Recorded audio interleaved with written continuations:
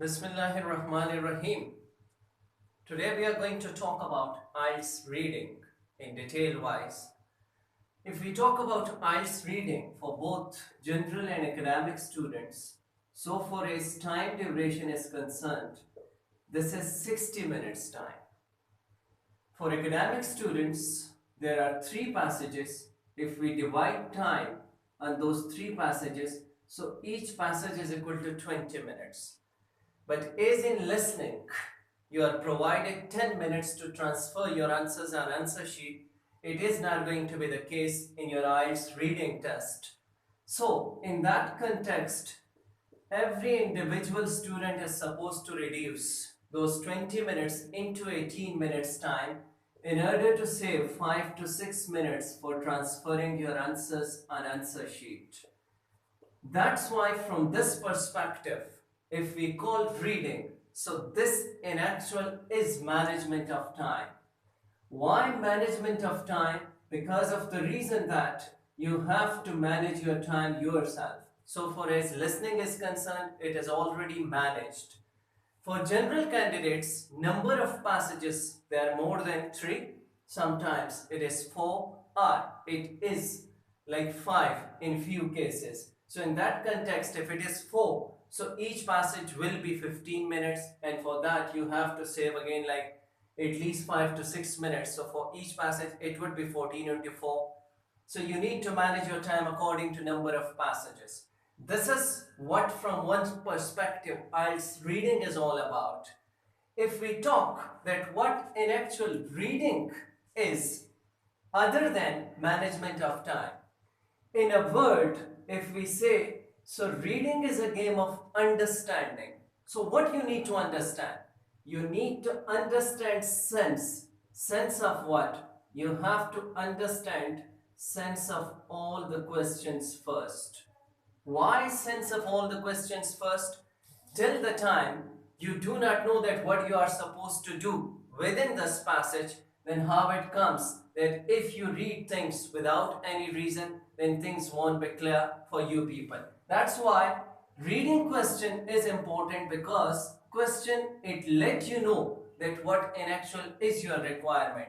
Once you come to know about your requirement, it means more than half the job is done, because now you are in a position that for which purpose you will be reading this passage. From this perspective, if we look towards reading in a single word, as in listening I talked that is speaker oriented approach. In the similar way, if we talk about reading in a statement, reading, it is text oriented approach. Why this is text oriented approach? Because whatsoever is written in the text, if it is available, it means answer will lie within the passage. If question asked is other than the passage, simple, the format of yes, no, not given, the question answer will be not given. That's why I am calling it text oriented approach, because anything other than passage, questions asked other than passage, in simple, those would be not given, which we will be discussing in detail wise. Why it is a game of understanding sense of question? It is due to this very particular reason, that reading, it is a game of text oriented approach. Whichsoever thing is mentioned in the text, you have to understand the sense of that text. In the similar way, you have to understand sense of the questions. Now coming towards criteria that how you are supposed to understand passage. Once you are done with questions, you came to know that which is your requirement. After understanding questions, you have to come towards the topmost heading of the passage. What an actual heading would give you? Heading would in actual clarify that all those questions that you read are in comparison, are in similarities with this very heading. Suppose if you read questions and it is having no coordination or connection with the passage topmost heading, it means that you read questions of somewhat else passage and you are moving towards text or passage of another questions. If there is no topmost heading, what you need to do? You have to read first paragraph and you have to read last paragraph. No need to read as a whole paragraph.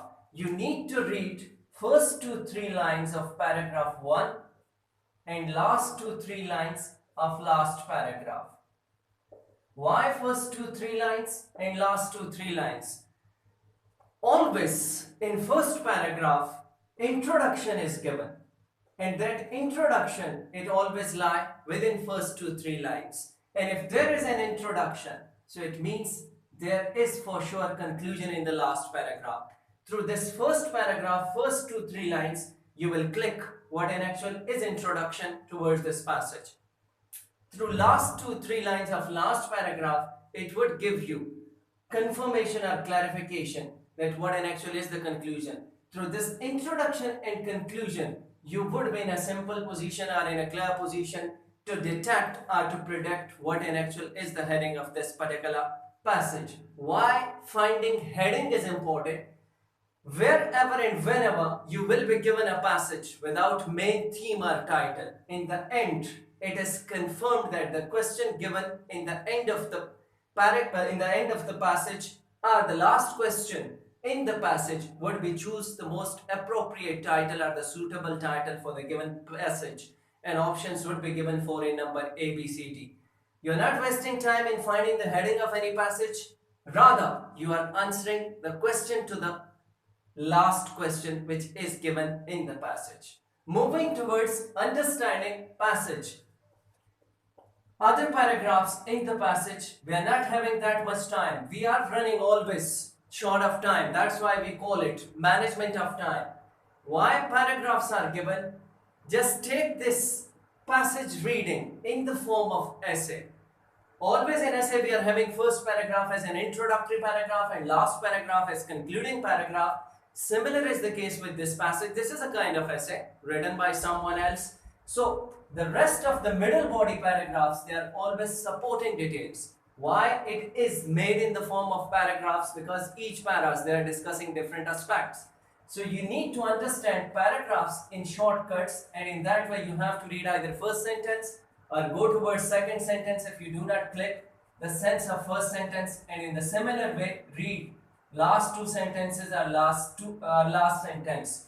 What it would give you? It would give you that which point author or writer of this passage is discussing in a particular paragraph. Why I am finding heading? So far as your reading test is concerned, in this you are having list of heading criteria, and that list of heading can be solved, or it is only solved with the help of reading first lines and last lines of any paragraph.